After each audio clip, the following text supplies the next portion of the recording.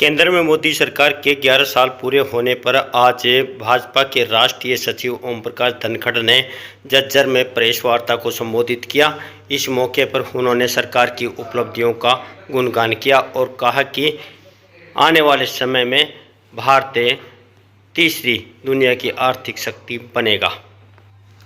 इस मौके पर भाजपा जिला अध्यक्ष विकास वाल्मीकि, जिला परिषद चेयरमैन कप्तान बिरधाना, संजय कबलाना, दिनेश कौशिक, मनीष बंसल, देवेंद्र बिल्लू प्रधान, बेरी, संजीव काद्यान, प्रकाश धनखड़, आनंद सागर आदि उपस्थित रहे।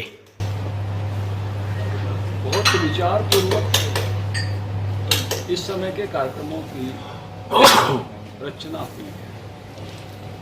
देश में सबसे बड़ा चैलेंज, दुनिया में सबसे बड़ा चैलेंज इस समय क्लाइमेट चेंज और पर्यावरण का है, और उसी चैलेंज को ध्यान में रखते हुए सबसे ज़्यादा प्राथमिकता उसी को इसमें दी गई है। सबसे लंबे समय तक 2 महीने के लिए वृक्षारोपण का कार्यक्रम देश भर में चलेगा। 5 जून से शुरू हुआ है और 5 अगस्त तक चलाएंगे। हर कार्यक्रम के साथ तो वृक्षारोपण होगा ही, लेकिन उसको जन अभियान बनाने के लिए भी जितने भी तरीके हो सकते हैं। कल मुख्यमंत्री जी ने इसीलिए समय दिया कि जटेला धाम के लोग जो है वृक्षारोपण में बढ़ चढ़ के हिस्सा लेंगे। तो ऐसे जहाँ भी इस प्रकार के जन अभियान चलेंगे, जो भी लोग जुटेंगे, जो भी करने वाले हैं, ये अभियान और तेज होगा मानसून आने के साथ साथ। अभी सिंबोलिज्म है, लेकिन जो ही मानसून आ जाएगी तो जो जितने नीचे तक ले जा सकता है उतने नीचे तक ले जाने का आह्वान है। ये अपने अपने सामर्थ्य पर है। मतलब इसमें सामर्थ्य में इस बात पर भी कहूँगा कि प्रधानमंत्री जी ने एक इमोशनल बात इसके साथ जोड़ी है, एक पेड़ माँ के नाम। तो माँ भारत के हर घर में, कई तो माँ की 2-3 पीढ़ियाँ उपस्थित हैं, तो उसके कारण से संरक्षण होगा, केवल वृक्षारोपण नहीं होगा। एक अटैचमेंट, एक इमोशनल अटैचमेंट के साथ। तो सबसे बड़ा कैंपेन इस समय जो चलने वाला है, मैं कहूँगा कि एक बड़ा डाटा देश भर में करोड़ों की संख्या में वृक्षारोपण होने और पोषण होने का इस अभियान में आगे बढ़े। दूसरा, इस की समय में केवल बताना ऐसा नहीं है, करना। और करने में भी जब हम बुजुर्गों की सेवा करते हैं तो सबसे बड़ा सेवा मानी। तो आह्वान है प्रधानमंत्री जी पर कि जितने भी 70 साल से ऊपर के बुजुर्ग हैं, उनका आयुष्मान कार्ड बनवा के उन तक पहुंचा। क्योंकि उससे नीचे वाला जो आयुष्मान कार्ड है बीपीएल का, या उससे ऊपर एक आमदनी की जो रेंज देकर दिया गया, वो फैमिली का है, ये इंडिविजुअल है। और ये हर बुजुर्ग का है। उसकी आमदनी की कोई मर्यादा नहीं है, उसका कास्ट का कोई सिस्टम नहीं है, उसके निवास से कोई मतलब नहीं है, वो ग्रामीण शहरी हर किसी का है। तो झज्जर जिले का मैंने पता किया कि लगभग 12,000 ऐसे बुजुर्ग हैं, लेकिन अभी आधे बुजुर्गों तक आयुष्मान कार्ड पहुंचा है। ऐसा एक मोटा आंकड़ा है। प्रदेश में 70 साल से ऊपर के बुजुर्गों की संख्या 5% है। तो उन सब तक हम इसको लेके जाएं, और केवल मैं हरियाणा की बात कर रहा हूँ, देश भर में लेके जाएं। तो इसमें एक क्रियात्मक काम है कि आपने केवल 11 साल में क्या हुआ ये बताकर आना है, ऐसा नहीं। अंतिम व्यक्ति तक जो हुआ है उसका बेनिफिट उसको मिले, उसको पहुंचा कर आना है। ये दूसरा बड़ा टास्क देश भर में इस समय दिया गया। तीसरा बड़ा टास्क इस समय जो दिया गया है वो है संपूर्ण देश के विजन को बड़ा करना, कि हमने केवल 11 साल का बताना नहीं है, हमने अगले अमृत काल का सपना भी देखना है। और केवल सरकार ने देखना है ऐसा नहीं, पार्टी ने देखना है ऐसा नहीं है, देश के हर नागरिक ने देखना है। अभी हमको थोड़े दिन पहले एक खुशी मिली संपूर्ण देश को कि हमारी अर्थव्यवस्था वो $4.187 ट्रिलियन की हो गई। इसका सीधा सा मतलब है 186 जापान की है, हम 187। हमने जापान को पीछे छोड़ दिया। हम अब चौथे नंबर की देश की अर्थव्यवस्था है। और इसका मतलब ये है, जब ट्रिलियन कहते हैं तो उसका मतलब होता है लाख करोड़, 4 लाख करोड़ डॉलर। इसको रुपए में बदलेंगे, अगर 85 साढ़े 85 का भाव है डॉलर का, तो लगभग 358 लाख करोड़ होते हैं। और ये देश का जीडीपी। तो ये सरकार का बजट नहीं है, सरकार का बजट तो इस बार का 50 लाख करोड़ का है। तो सारे देश की आमदनी जोड़कर 4.187 ट्रिलियन डॉलर है। और हमने अगले 2-3 साल में इसको 5 ले जाना है, 5 ट्रिलियन डॉलर। और 5 ट्रिलियन डॉलर ले जाना है तो हम जर्मनी से आगे निकल जाएंगे। और हम निकलेंगे ही। उसका कारण क्या है कि हमारी ग्रोथ रेट अच्छी है और जर्मनी की ग्रोथ रेट इस समय उतनी अच्छी नहीं है। फिर हमारे सामने अमृतकाल का चैलेंज है, हम और आगे बढ़े। अगले 2 टारगेट ज़्यादा होना चाहिए। 19 ट्रिलियन डॉलर के आसपास है और अमेरिका 30 ट्रिलियन डॉलर के आसपास है। टारगेट ऊंचे हैं, लेकिन प्रधानमंत्री की सोच है कि अमृत काल में हम सबको एक विजन दें। और उस विजन का मतलब क्या है कि क्रियात्मक विजन। अगर आज एक इलाके के लोगों की आमदनी औसत रूप से 4 लाख है, वो 5 लाख होगी तो 5 ट्रिलियन डॉलर पे पहुंचेंगे। अगर किसी इलाके की औसत आमदनी 40 लाख है तो 50 लाख होगी तो ही पहुंचेंगे। अगर किसी वर्ग की आमदनी 4 करोड़ है, 5 करोड़ साल में पहुंचेगी तो ही पहुंचेंगे। इसमें सबकी आमदनी बढ़ने से ही पहुंचेंगे, क्योंकि ये सरकार की आमदनी नहीं है, ये देश का सकल घरेलू उत्पाद है। सबका बढ़ने से बढ़ेंगे तो देश की संपन्नता बढ़ना। अभी हमारे सामने चैलेंज बहुत है इस विषय में। देश की संपन्नता बढ़ना इतना ही विषय नहीं है, देश का इंफ्रास्ट्रक्चर क्या वर्ल्ड लेवल का हमको चाहिए ना। तो अभी वर्ल्ड लेवल पर अभी कई सारी चीजें हमारी अच्छी हुई हैं, लेकिन गैप्स हैं। हम दुनिया के और देशों को भी देख सकते हैं। हमारी ट्रेन काफी अच्छी हुई है, लेकिन दुनिया में और भी अच्छी ट्रेनें हैं। हमारी हवाई सेवाएं अच्छी हुई हैं, लेकिन और भी अच्छी हवाई सेवाएं हैं। हमारे एयरपोर्ट बड़े हैं, बड़ी संख्या में, लेकिन और भी आगे जा सकते हैं। तो वर्ल्ड लेवल इंफ्रास्ट्रक्चर का विजन करना चाहिए। डिजिटल भारत, आज हम बहुत मुल्कों से आगे हैं इस मामले में। यूपीआई की पेमेंट के माध्यम से कहीं भी आप कहीं भी साधारण से साधारण दुकान पे भी यूपीआई का ऐप आप देख लोगे, पेमेंट कर दोगे। दुनिया के देश इतने नहीं है अभी उस मामले में, लेकिन हमने और आगे जाना है। एआई बेस्ड चीजें हमारी और आगे बढ़नी है, उसका भी विजन हमको लेना है। तो world level infrastructure, world level health services, world level जो है डिजिटल इंडिया, और इकोनॉमी हमारी आगे बढ़े।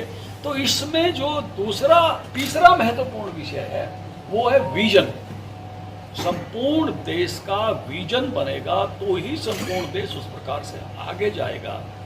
तो इसमें केवल हम 11 साल की बताने के लिए आए उतना नहीं है, हम अगले अमृत काल का लोग सोचें, अगले कुछ वर्षों का सोचें, इसके लिए भी ये कैंपेन है।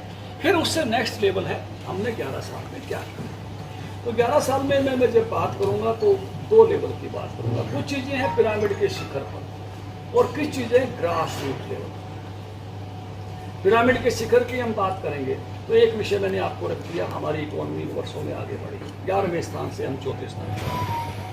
हम जिसको कहने के सैनिक सद्धता, सामरिक दृष्टि से हम मजबूत हुए। हम इन 10 सालों से पहले हमारा ये सामर्थ्य नहीं था कि हम किसी के घर में जाके मार कर सकें, ठीक मार कर। आज हम करते हैं, हम पर कोई हमला करके जाता है तो ठीक जाकर ठोकते हैं। हमारी जो रक्षा प्रणाली है, अभी हमने साबित की है ऑपरेशन सिंदूर में, हम पर कोई अटैक करता है तो हम उसको जमीन तक उतरने नहीं देते, हवा में मार करने का सामर्थ्य रखते हैं। हमने ये भी साबित किया है कि अंतरिक्ष में भी कोई टारगेट करना हो तो हमने उसको उड़ाया। हमारी अंतरिक्ष की क्षमताएं बढ़ी, हम चांद के साउथ पोल पर उतरने का काम हम लोगों ने किया, उस तरह से भी हम आगे बढ़े।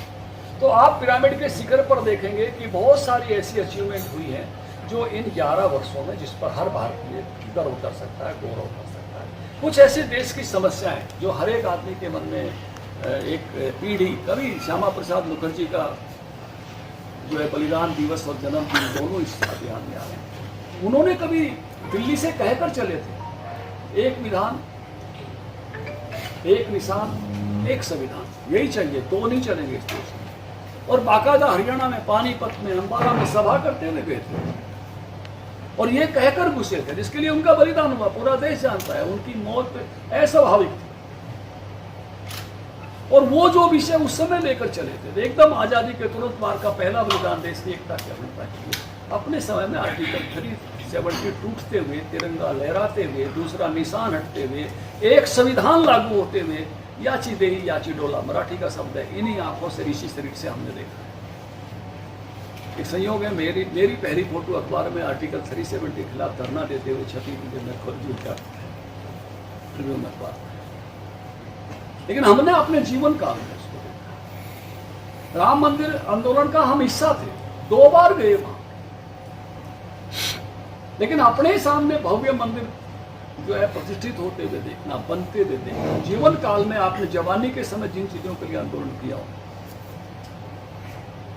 और उसको अपने समय होता हुआ देखे। वीपी सिंह के समय में 11,000 छात्र छात्राओं के साथ हम उधमपुर तक गए थे, वहां अरेस्ट हुए। वीपी सिंह के घर पे गए थे, उनको भैया आपने तिरंगा लेके हमको नहीं जाने दिया। फोटो है हमारी, वीपी सिंह को तिरंगा पकड़ाते हुए 7-8 छात्र नेताओं, लेकिन उसको अपने समय में होते हुए देखा। ये ऐसी उपलब्धियों से जो अपने जीवन काल में, अब भारत के हम नागरिक, हम भारत की संस्कृति को बहुत महान सब मानते हैं, सब दुनिया के हर मुल्क के लोग अपनी संस्कृति को महान मानते होंगे, लेकिन अपने ही महानतम स्थानों पर परकीयता के चिन्ह और अगौरवपूर्ण वातावरण हम सब ने देखा है।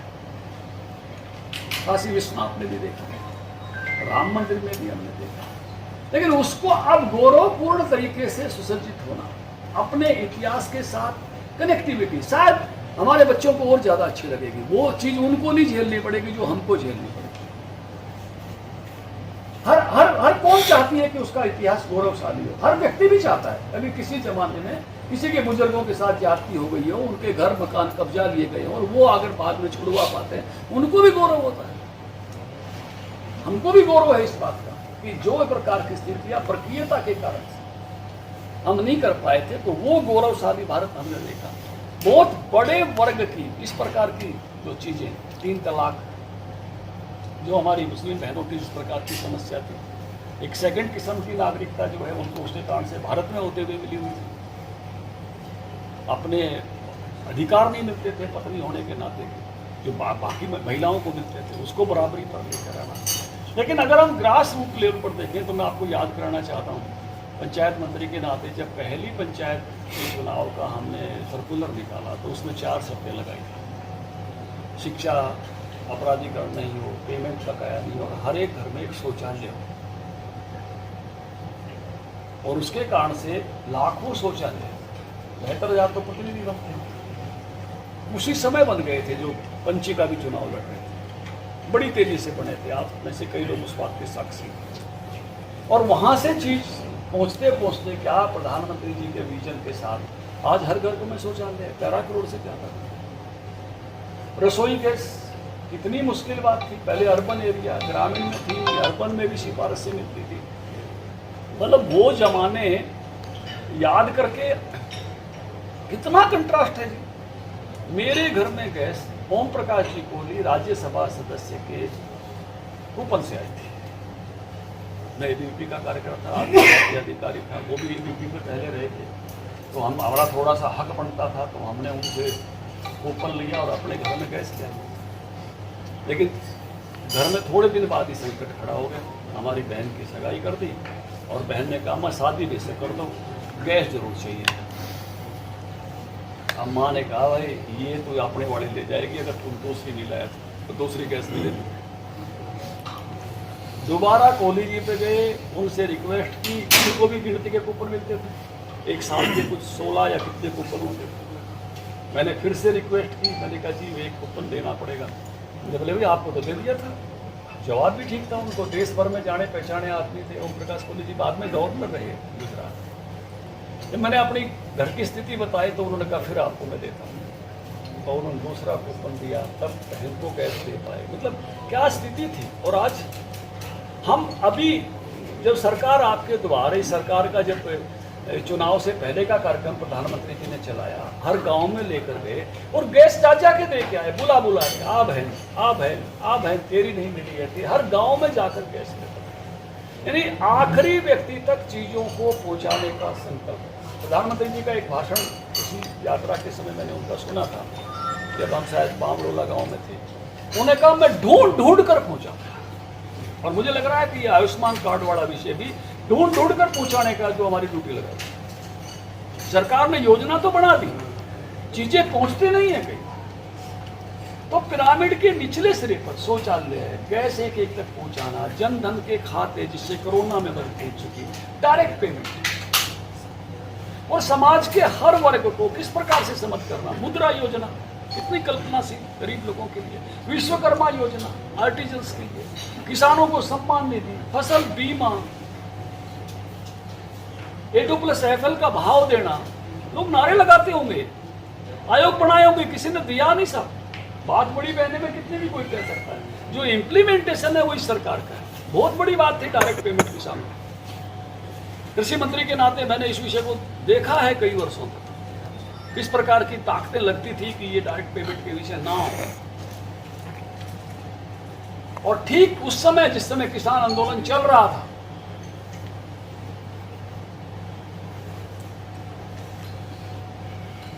उस समय, और बहुत सारे उस समय ऐसे लोग नेतृत्व कर रहे थे जो इस बात को नहीं चाहते थे, क्योंकि उनके मुद्दे कई बार जो है ना वो उस प्रकार के नहीं थे जो डायरेक्ट इस प्रकार से अंतिम व्यक्ति तक उस प्रकार का लाभ पहुंचे। उस समय मातृ शक्ति का सशक्तिकरण, लखपति दीदी, ड्रोन चलाने की उनको ट्रेनिंग, कैसे बहनों को ताकतवर किया जाए, समाज के अंतिम व्यक्ति तक लाभ पहुंचाने का काम पिरामिड के निचले सिरे पर भी जो वो प्रधानमंत्री जी ने कर दिया।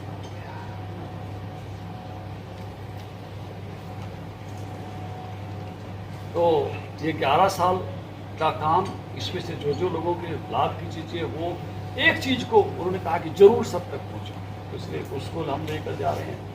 बड़ा चैलेंज आज क्लाइमेट चेंज का है, तो वृक्षारोपण को लेकर जा रहे हैं। पूरे देश का विजन ये बने कि देश को हमने कैसे आगे ले जाना है, तो ऐसे बहुआयामी, एक आयाम इसका और है जिसको आजकल डिजिटल भारत उस रूप में भी कहते हैं कि बहुत बड़ी संख्या आज जो है दुनिया की और भारत की जो है वो सोशल मीडिया पर है।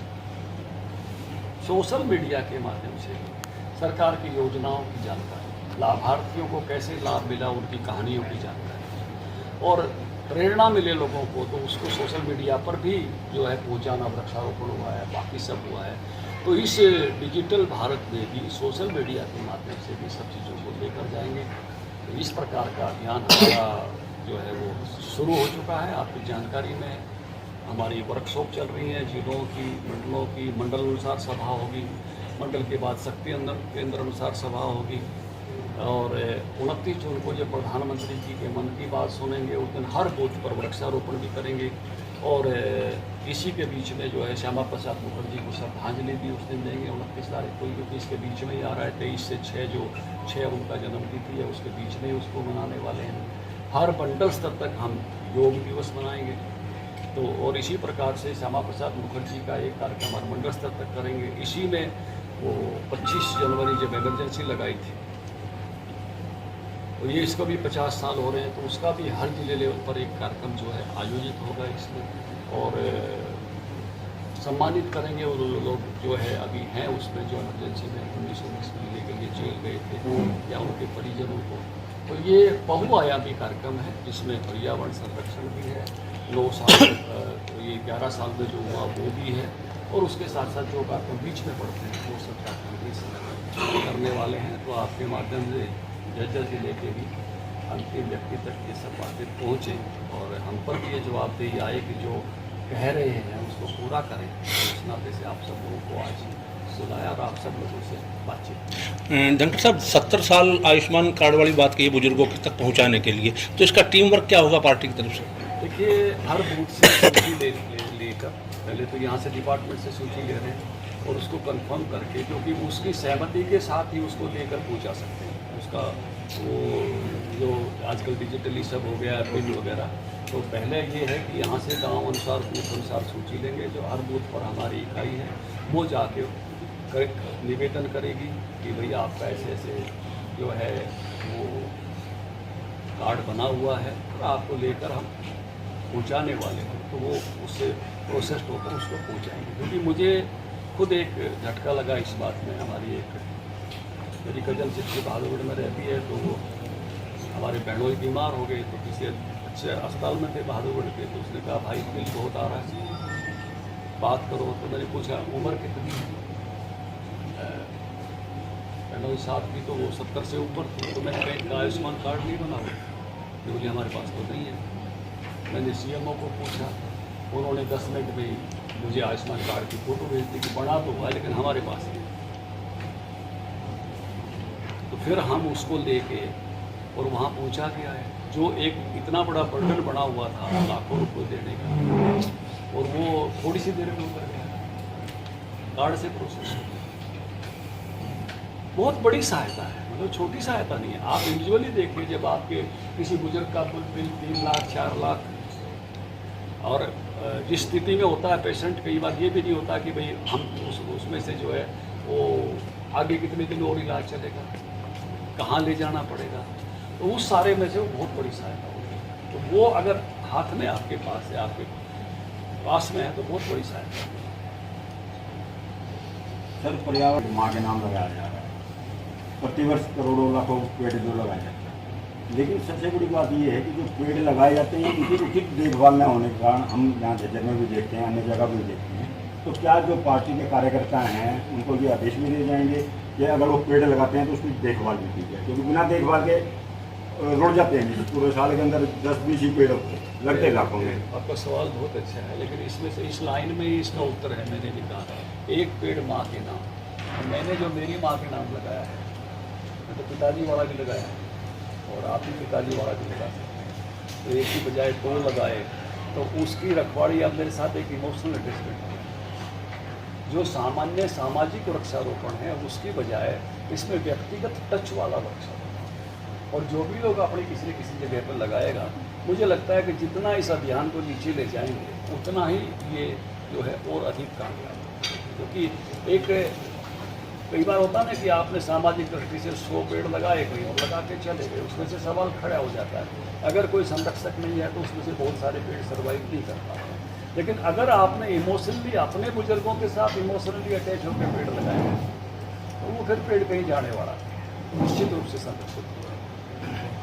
कांग्रेस के संगठन की प्रक्रिया चल रही है। कल पर्यवेक्षक झज्जर में आए थे, उन्होंने कहा है कि अब जो कांग्रेस का जो जिलाध्यक्ष होगा वो बंद कमरे में बैठ कर कहीं 2-4 लोग नहीं बनाएंगे, ऐसा चयन किया जाएगा जिसकी नुमाइंदगी जो है MP के लिए भी होगी और जिसकी MLA के लिए वो छोटे से छोटा चुनाव में उसकी दखलंदाजी होगी।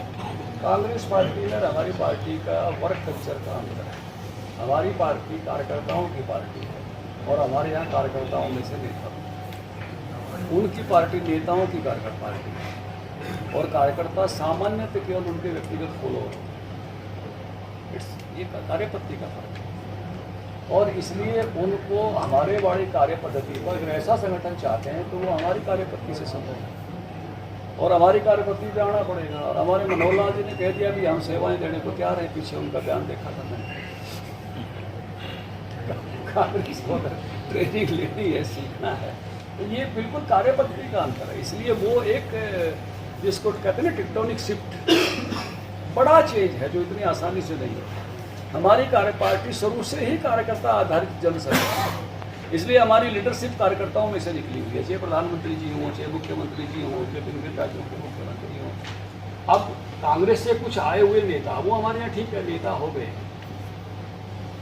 अब वो हमारी पार्टी की कार्यपद्धति में घुल मिल रहे हैं, लेकिन हमारी पार्टी का मूल कैडर जो है वो कार्यकर्ता आधारित है, और इसलिए ये एक बड़ा वो है। और अब भी उनको भी सीख के आनंद हो रहा है कि भाई कार्यकर्ता आधारित जन संगठन का एक अपना प्रकार है। तो हमारी कार्यपद्धति के कारण हम इस प्रकार के संगठन हैं, हमारी कार्यपद्धति के कारण हम कार्यकर्ता की चिंता कर पाते हैं। हमारे लिए कार्यकर्ता बहुत महत्वपूर्ण शब्द है, क्योंकि फॉलोअर नहीं हो, मालिक है वो। हमारे यहाँ कार्यकर्ता की बात प्रधानमंत्री सुनता है। हमारे यहाँ जब प्रधानमंत्री या बड़े नेता आते तो बड़े बड़े लोग लाइन में नहीं खड़े होते। आपको कई बार हैरानी होगी कि इनके साथ भी प्रधानमंत्री जी की फोटो है, इनके साथ भी प्रधानमंत्री जी की फोटो है, इनके साथ भी प्रधानमंत्री जी की फोटो है। देश में मुझे लगता है कि लाखों कार्यकर्ताओं के साथ प्रधानमंत्री की फोटो है 1 to 1, क्योंकि प्रधानमंत्री जी जानते हैं कि मेरी पार्टी कार्यकर्ता आधारित जन संगठन है, मैं उसी में से आया हूं, और इसलिए वो वहाँ उसका महत्व है। इसलिए वो जब आते हैं तो पहले से तय होता है कितने कार्यकर्ता रिसीव करने में होंगे, कितने कार्यकर्ता वापस जाएंगे तो भी मिलेंगे, अधिक से अधिक कार्यकर्ताओं को मिल सके। तो ये जो बेसिक का अंतर है, जब तक ये चीज़ें कांग्रेस में ठीक नहीं होगी, क्योंकि कार्यपद्धति जो बन जाती है। अब उनकी कार्यपद्धति उस प्रकार से डेवलप हुई, उनकी पार्टी ऊपर से चलती रही है एक परिवार के आधार पर, उस परिवार को वो छोड़ ही नहीं सकते। साहब आपने और हमारा संगठन पारिवारिक संगठन है, यानी साथ रहते रहते ऐसे बढ़िया रिश्ते हो जाते हैं जैसे एक परिवार के हों।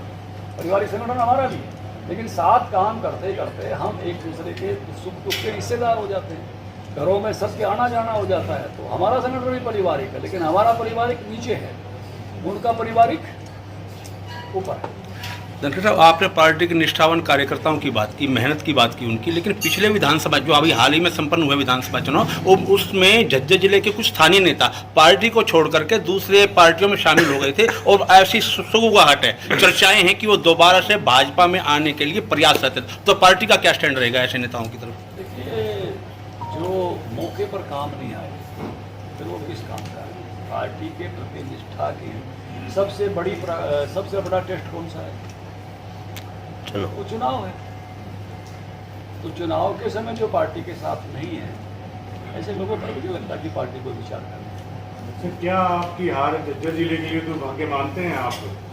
क्या आपकी हार से झज्जर में विकास के कार्य प्रभावित नहीं हो रहे हैं? देखिए, हम सबके लिए सौभाग्य की बात यह है कि बीजेपी की सरकार बनी, और बीजेपी की सरकार बनने से हम सब जीते भी होते तो हक हुकूक से चीज़ें ले आते। अब जीते हुए नहीं है तो बिना हक के भी भाई अब तो हैं, वहाँ से प्रतिनिधि नहीं बने, लेकिन आपको रिप्रेजेंट तो हम ही कर रहे हैं, तो कुछ ना कुछ तो लाने का जो सामर्थ्य है वो लेकर आते हैं। लेकिन एमएलए का, मिनिस्टर का हक ज़्यादा होता है, तो हम सबको मालूम है। वो हमेशा साथ होता है, हमेशा उपलब्ध होता है, उपस्थित होता है, डे टू डे फॉलोअप कर सकता है। जो कार्यकर्ता नहीं बन पाते हैं उनको थोड़ा जाने आने का भी, फिर उस प्रकार से उतने हक से कहने का भी, क्योंकि वो रोजाना के साथ जो संभव बनाता है और जो एक हक भी दिलाता है। मैं I am representative of that constituency, तो वो हक से भी मांगता है। बहुत सारी चीज़ें जब हम यहाँ प्रतिनिधित्व कर रहे थे तो हक से लेकर आए, वो हमको ही दो। यहाँ जो है हॉर्टिकल्चर यूनिवर्सिटी का रीजनल सेंटर, अगर मैं कृषि मंत्री नहीं होता तो हमको कौन देता? जो कृषि मंत्री होता है उसको मिलता। हम जो यहाँ पर एक्सीलेंस सेंटर बना पाए वो हमको थोड़ी मिलता, कहीं और जाता। मैं उस कमेटी का चेयरमैन था मंत्री के नाते, जिसने तहसील सब डिवीज़न बनाने हैं, ज़िले बनाने हैं, तो मैं एक ही झटके में बादली को सब डिवीज़न, तहसील और ब्लॉक सब बना पाया। हक होता है उस समय आपका, तो ये तो है हक उस समय ज़्यादा होता है, तो उसका अंतर तो स्वाभाविक है। लेकिन सौभाग्य की बात यह है कि बीजेपी की सरकार बनी तो उस नाते से अब भी इस स्थिति में भी जो कुछ हम ले पाते हैं सब लड़ने के लिए लगे रहते हैं। भूपेंद्र हुड्डा प्रेस कॉन्फ्रेंस के माध्यम से ये कह रहा है कि हिसार एयरपोर्ट का 8 बार उद्घाटन कर चुके हैं बात। जिस दिन कोई नई चीज़ लाएंगे उस दिन फिर जाएंगे, उसको काहे की तकलीफ है? अब नई फ्लाइट शुरू हुई, मुख्यमंत्री जी आए, अच्छी बात है। कल को और कोई नई फ्लाइट शुरू होगी, वहाँ के मुख्यमंत्री को उठा के लाएंगे, यहाँ से भी बैठ के जाएंगे। उन्होंने तो ऐसे एयरपोर्ट बनाए थे जो खुले ही नहीं, कितनी जगह देखी गई थी। मैम के पास देख लो, वहाँ बादोगढ़ के पास देख लो, कितने एयरपोर्ट बने थे उस समय, आप पत्रकार बताना उनको, जो सारे हवाई, कहीं भी ज़मीन पर ही नहीं उतरा। या ज़मीन पर चीज़ें उतर रही है, अयोध्या की फ्लाइट चल रही है, चंडीगढ़ की फ्लाइट चली है, नया उसका जो बड़ा बिल्डिंग बनेगी उसका शिलान्यास हुआ है। तकलीफ का है को खुशी मनाओ, हर नई चीज़ आएगी उसका ही उत्सव सेलिब्रेशन करेंगे। 17 साल के कार्यकाल के काम निभाए, लेकिन जो राष्ट्रीय अध्यक्ष है कांग्रेस के मल्लिकार्जुन खड़गे, उनका कहना है कि 11 साल में प्रधानमंत्री मोदी ने 33 गलतियां की हैं। उन्होंने पहला ऐसा प्रधानमंत्री देखा है जो झूठ बोलता है और युवाओं को ट्रैप करता है, धोखा देता है।